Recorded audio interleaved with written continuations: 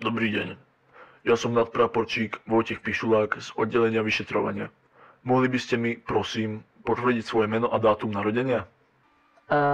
Volám sa Daniel Hovniplesk a narodil som sa 20. apríla 1989. Ďakujem.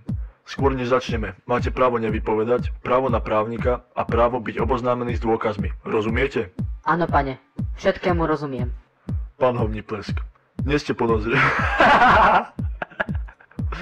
Pardon, pane, ale máte hrozne na piču meno. No naspäť k veci. Pán Hovniplesk, nie ste podozriví, ale vaša výpoveď môže pomôcť objasniť závažnú trestnú činnosť vášho známeho menom Mac Bestia Turbert.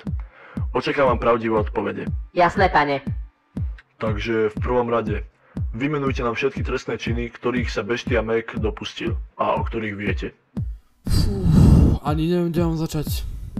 Prvú vec, čo si pamätám, keď sme boli malí chlapci, tak zvykol kopávať babkám v obchodoch do členkov a ťahal ich za fúzy. Tu máš stará piča!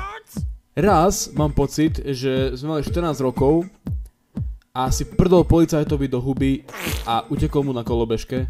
To nechápem, ako sa mu podarilo. Viem, že sa raz vysral v kine, ale to nie je až také podstatné zase. Jaj! Pamätáte si dildového banditu? To bol on. Každú noc išiel von a prilepil dildo na náhodný strom v centre mesta. Nikdy ho nikto nevedel nájsť. Bol perfektný. Fú, ak mám povedať pravdu, som trochu šokovaný. Nevedel som, že to bol on.